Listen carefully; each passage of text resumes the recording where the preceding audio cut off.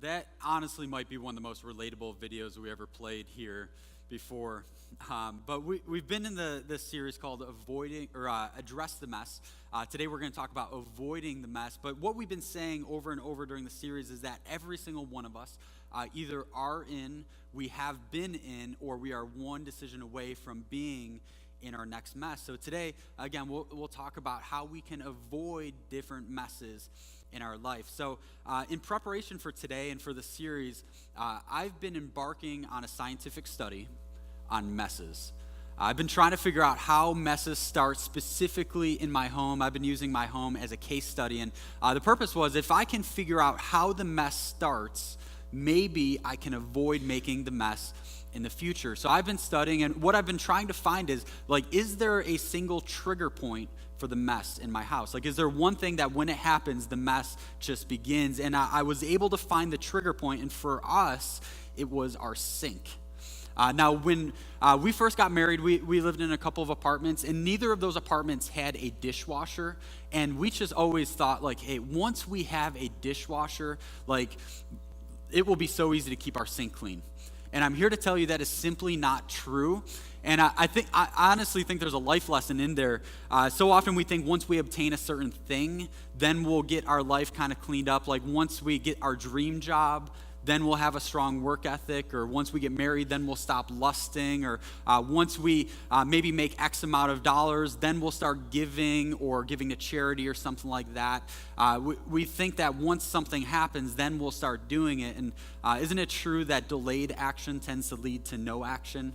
If we don't get it cleaned up now, we may never do that. But anyways, back to the dishes. We have a dishwasher now, but the dishes still tend to pile up. And after my weeks of scientific, rigorous research, I figured out the culprit.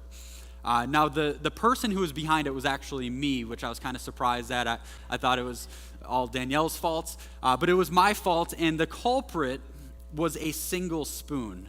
Let me explain. So every day when I wake up, the last thing I do before I leave the house is I take my travel mug, pour some coffee in it, put a little bit of cream, a little bit of sugar, give it a little stir, and then I put the spoon in the dishwasher. However, if I'm in a rush, which is 40% of the time, again, scientific research, I know the percentage, I put the spoon in the sink. Even if the sink is clean and the dishwasher is dirty, I will still put the spoon in the sink because I'm in a rush, because it's easier to put the spoon in the sink than it is to put it in the dishwasher. Now, what a dirty sink, what a dirty spoon in the sink communicates to me and my wife is the dishwasher must be full, so we should just start putting more things in the sink. So what happens is now the only thing in the sink, our house is completely clean. We have a spoon in the sink. I get home from work. I forget that I was in a rush, so I put my dirty coffee mug into the sink. We put our plates after dinner into the sink, and then our ice cream bowls after our snack into the sink. And then the next morning, the next spoon goes into the sink until eventually our sink looks like this.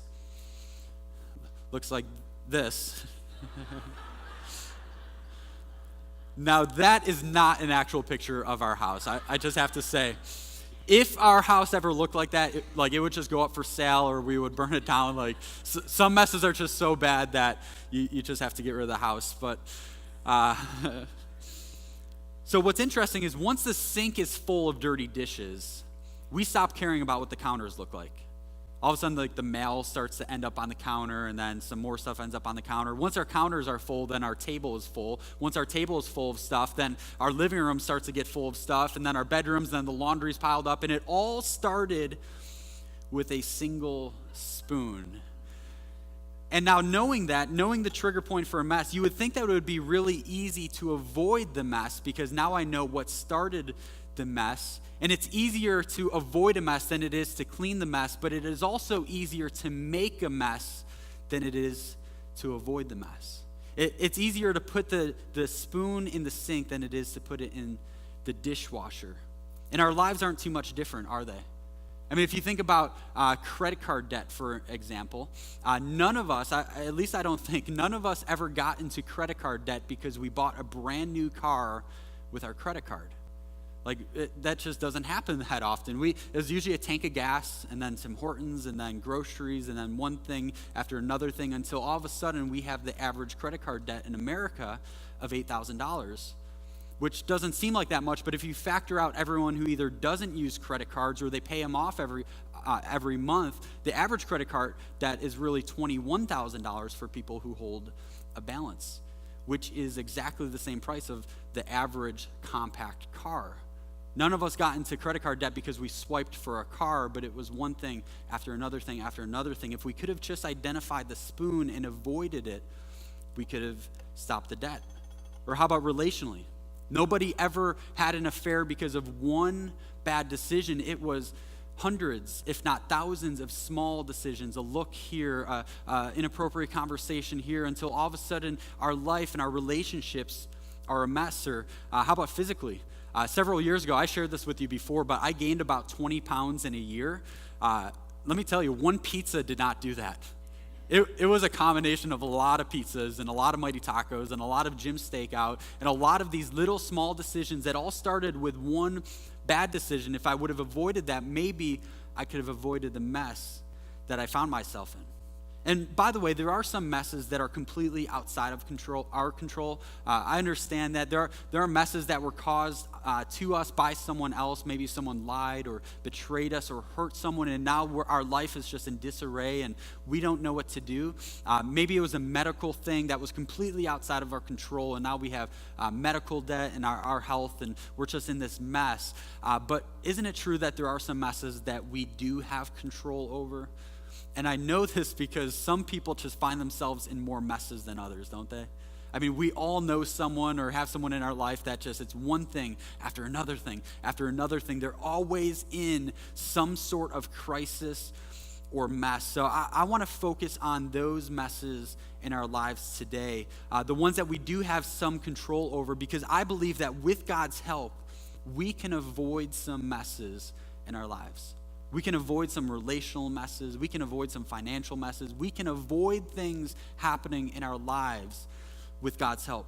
In fact, you can fill this in. The first fill-in on the message notes is this, is that Jesus will meet us right in the middle of the mess, but he loves us too much to keep us there. He will meet us where we're at. He will meet us exactly where we are in the middle of our mess. He doesn't expect anything for us in order to meet him, but he loves us too much to keep us there. And I want to show you this story in the scriptures where Jesus demonstrates this idea so well. And the story takes place in John chapter 8. And just to set the stage for a moment, Jesus is outside of the temple courts, and he's teaching the people. There are probably hundreds of people, and if you just imagine the scene maybe in today's context, imagine being on Main Street in Akron, in the gazebo area, and there's someone teaching, and hundreds of people just crowded around, and Jesus is teaching these people. And this is where the story picks up. It says, as Jesus was teaching, speaking, the teachers of religious law and the Pharisees brought a woman who had been caught in the act of adultery. They put her in front of the crowd. Now, what's interesting is we don't know where the man was. A lot of scholars believe that this whole situation was set up by the religious leaders in order to trap Jesus, and we'll talk about how and why in just a moment. But it was likely the man was in on this, and that's why they didn't drag him in front of the crowd as well. But it's true that it takes two people to commit adultery, but for some reason there's only the woman. It continues, it says, "Teacher," they said to Jesus, "this woman was caught in the act of adultery. The law of Moses, meaning the Old Testament, says to stone her. What do you say?" Now, the religious leaders, they were not looking for justice here. They were not looking for the law to be fulfilled. What they were looking for was to trap Jesus, and this is how they were looking to trap Jesus. Jesus had two options: either stone her or don't stone her. If he says to stone her, two things would have happened. One is he would have been going against the Roman law, because he didn't have the power to issue capital punishment without the blessing of the Romans, but he also would have lost some of his credibility in what he was teaching, because he was teaching about love and compassion and forgiveness. But if he went against Moses' law, and if he said don't stone her, there's another problem that arises, because he would have lost all credibility with the Jewish leaders. I mean, Jesus himself said he did not come to abolish the law, but to fulfill the law. So the leaders that brought this woman out, they thought they had Jesus in a no-win situation. No matter how Jesus answered, they thought, we have him, we have something to accuse him of. But Jesus saw through their trick, and he outsmarted them. So look how Jesus responds. He says, "All right, but let the one who has never sinned throw the first stone." Then he stooped down again and wrote in the dust. When the accusers heard this, they slipped away one by one, beginning with the oldest, until only Jesus was left in the middle of the crowd with the woman. I think it continues. Does it continue? There we go. For God did not send... Oh, I'll get there in a second. That was my fault, not their fault. So here's the interesting thing. There was one person in the crowd who could have thrown the stone. Jesus could have thrown the stone. If someone else would have thrown the stone, all of a sudden the crowd would have turned their attention to the person who threw the stone, because they all knew they all had sin in their lives. So Jesus, he acknowledges the law of Moses, but in the same breath, he also offers forgiveness, and he also levels the playing field for everyone that was in the crowd, saying, yeah, you can stone her, but let the person who didn't sin start with the first stone. But Jesus was the only one who had any right to throw it. See, earlier in the gospel, you can put that verse back up. Earlier in the Gospel of John, we learned that for God did not send his son into the world to condemn the world, but to save the world through him. And he proves it in this story with these next words. It says, "Then Jesus stood up again and said to the woman, 'Where are your accusers? Didn't even one of them condemn you?' 'No, Lord,' she said. And Jesus said, 'Neither do I. Go and sin no more.'" You see what Jesus did there? He met the woman right where she was at, but he loved her too much to allow her to stay there. The story could have ended with him saying, "Neither do I. Have a nice day." But he says, "Neither do I. Go and sin no more." Another translation actually says, "Leave your life of sin." He met her where she was, on probably her worst day of her life, but he wanted something better for her. He knew what a life of sin would lead to. He knew what this kind of life would lead to, and he wanted something better for her. And what was true for the woman that was caught in adultery is true for us as well, that Jesus will meet us wherever we are. It could be in our worst day, in our worst sin, but he loves us too much to leave us there. So his desire is to help us to avoid messes. So let's talk about how we can do that. Now, at this point of the message, we could go in a few different directions. I could give you a list of different wise things to do, and we kind of did that in week 2 of this series with wisdom in the mess, and those are great things. But today I want to just go in a little bit different direction and just approach this from a different angle. So go ahead and fill this in. Following Jesus is not about avoiding something, but becoming someone. Following Jesus is not about avoiding something, but becoming someone. To put it another way, the best way to avoid messes in our lives is to become more like Jesus. See, we need to understand that Jesus did not give his life for us to be just have better obedience and better behavior. He gave his life for us so that we can have new life. But so often our tendency, and my tendency, is to think that we obtain that new life through cleaning up our behavior, in hopes that eventually if we clean up our behavior, it will work its way into our hearts. But Jesus taught it the opposite. He said, focus on the inside, clean the inside of the cup, and eventually it will work its way to the outside. Don't start with the behavior and let it affect your heart. Start with the heart and let it affect your behavior. See, back to our messes, like when I'm in a mess, you know what my tendency is and what my prayer is in the mess, in the middle of the mess? My prayer is, God, help me to fix this. God, help me to clean this mess. But here's the thing with cleaning a mess. It's quick, but it's also temporary. When I clean my sink at home, it takes about 2 days for another mess to appear. It takes about 2 days for another spoon to end up in my sink. And the same is true with our lives. If we just constantly are cleaning up mess after mess after mess, it's quick, but it's also temporary. See, cleaning it, fixing it is temporary and quick, but following Jesus is a process. It's a process, and it takes a lifetime. See, the Apostle Paul speaks to this process when he wrote a letter to a church he started in Philippi in Philippians chapter 1. Paul says, this is just kind of the introduction to the letter. He says, every time I think of you, I give thanks to my God. He's talking to the church at Philippi. Whenever I pray, I make my request for all of you with joy. For you have been my partners in spreading the good news about Christ from the time you first heard it until now. He's just kind of writing the letter to them saying, hey, thanks for your partnership. I appreciate who you are in Christ. And then he says this, and I am certain that God, who began the good work within you, will continue his work until it is finally finished on the day when Christ Jesus returns. So when I was in high school, I ran track. Anyone else run track when they were in high school? Like one person? All right. I hated running track. And a big reason is I just hate running. I've said it before, but if you ever see me running, you better run too because something's chasing me. I hate running, always have. And the reason I hate running is it's a lot of work, but I'm also really slow. Any sport I ever played, I was always one of the slowest guys on the team. But I ran track because all my friends were doing it, and it was the easiest way to get a varsity letter in my high school. Everyone got one if you were on the track team. And I remember one of my very first meets. My coach put me in the 4x4, which if you don't know what that is, it's a relay race. 4 runners, each one runs a quarter of a mile. They hand the baton off to the next runner. Then they run their quarter of a mile, run it, hand it to the next runner. I was in the 4x4. I'd never practiced this in my life. Most of the practices, I was like hanging out with the pole vaulters because that involved less running. Never practiced the 4x4, but I'm thinking, okay, I've run a mile before. This is a quarter of a mile. This isn't bad. I could do this. I could sprint the entire quarter of a mile. So I was the second runner. First runner was pretty slow. He was in last place when he hands me the baton. I get the baton. I start running. Within 20 seconds, I pass every single other runner.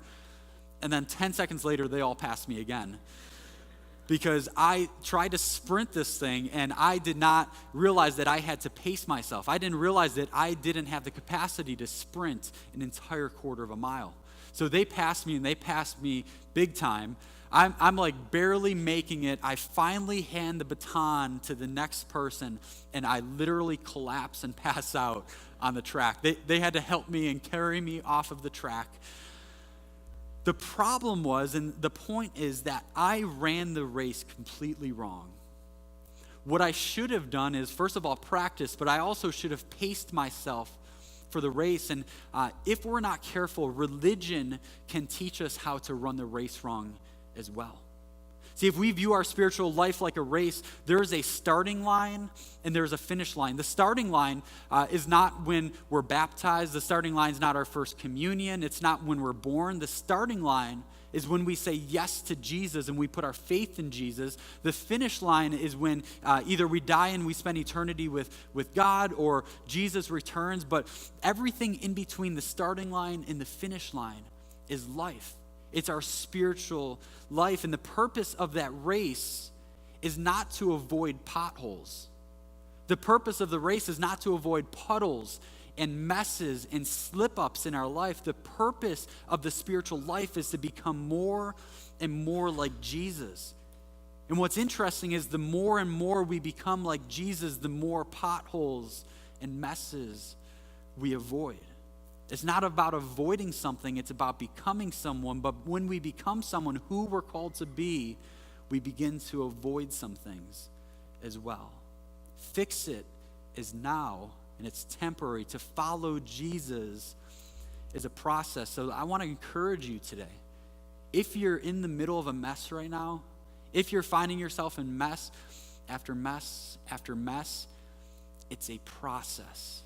The messes won't disappear overnight, but if we keep going and we keep pressing on and we keep going and striving to be more and more like Jesus, we believe that he will continue his work. Go back to one more. He will continue his work until it is finally finished. It is a process. So the question is how? How do we become more like Jesus? We realize we have to become more like Jesus, and that will help us to avoid messes. But how do we look more and more like Jesus? Paul gives us the answer in verse 9 of that passage. Paul says, and this is my prayer. This was his prayer for the church at Philippi, but this prayer also applies to us, that your love may abound more and more in knowledge and depth of insight, so that you may be able to discern what is best and may be pure and blameless. That kind of sounds like avoiding messes, doesn't it? Pure and blameless for the day of Christ. So to be more like Jesus and as a result avoid messes, it all flows from abounding love. So you could fill this in. To avoid messes, we become more like Jesus, and we become more like Jesus by abounding in love. If we want to avoid messes in life, we do so by becoming more like Jesus, and we become more like Jesus by abounding in love. Now, not only does Paul talk about abounding in love, but Jesus also talked about this quite a bit too. I mean, Jesus said the defining characteristic of a Christian should be the love that they have for one another. And that, like, if you ask the average person who's not a Christian to say, what's the one identifying characteristic of a Christian?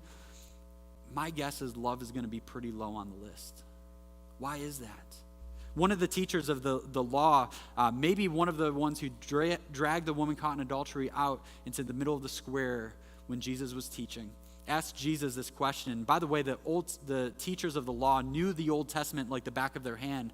But he asked Jesus, "Teacher, which is the most important commandment in the law of Moses?" Jesus replied, "You must love the Lord your God with all your heart, all your soul, and all of your mind. This is the first and the greatest commandment. A second is equally important. Love your neighbor as yourself." The entire law and all the commands, all the demands of the prophets are based on these two commandments. So if I can explain, aspects of religion for hundreds and hundreds and hundreds of years have taught something along these lines, and I put it in your notes, that religion can teach our obedience leads to the love of God.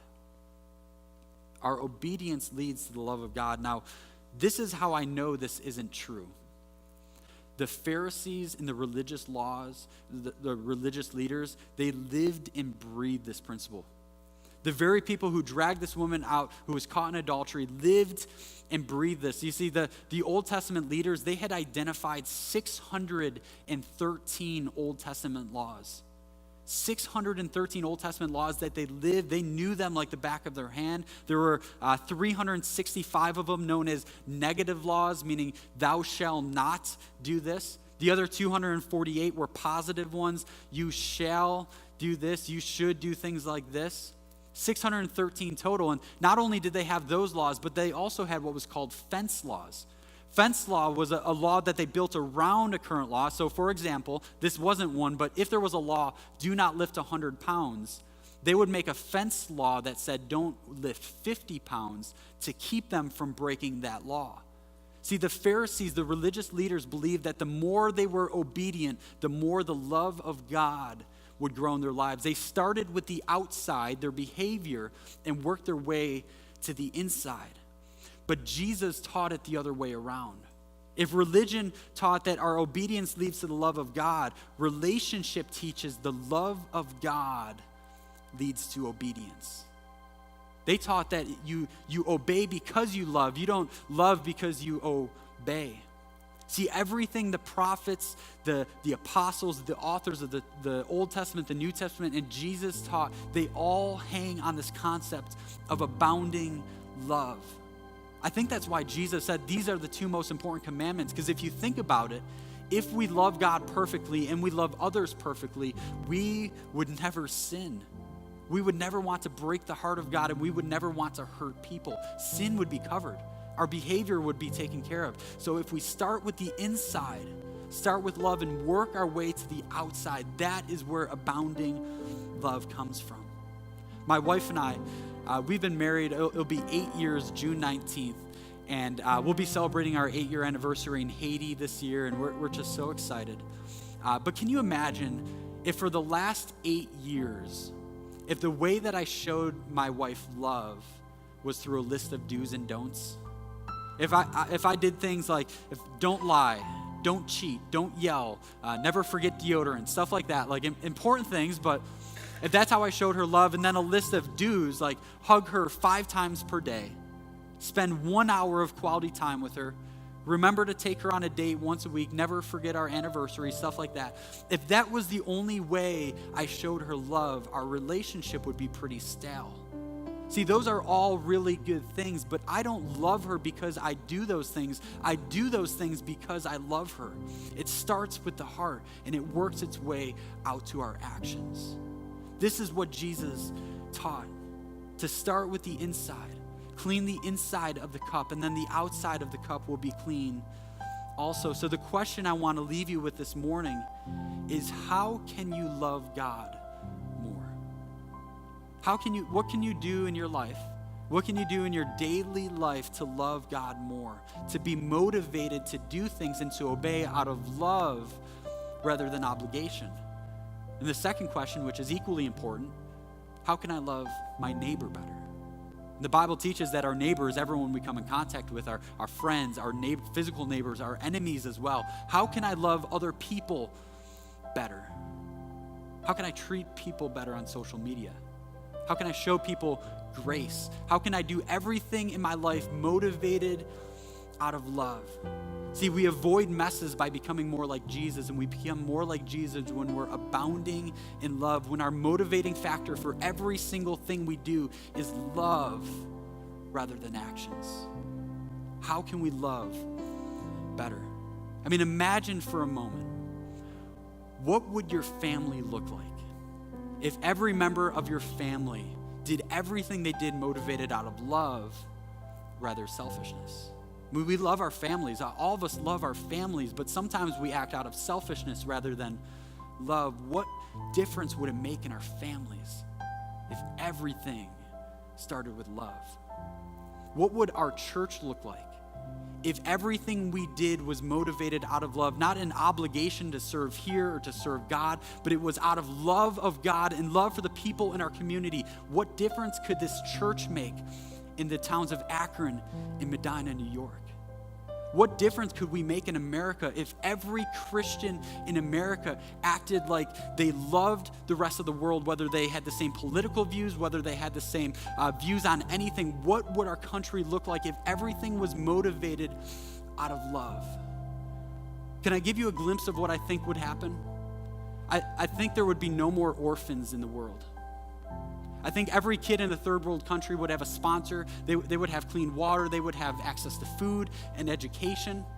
I think the whole water crisis would be solved if just the Christians were motivated out of love.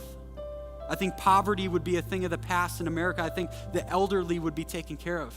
I think the widows would know that they were loved and cared for, that they didn't have to fend for themselves. I think we would have purpose and fulfillment. I think we would have security in who God says we are, and we wouldn't look for others' opinions on who we are.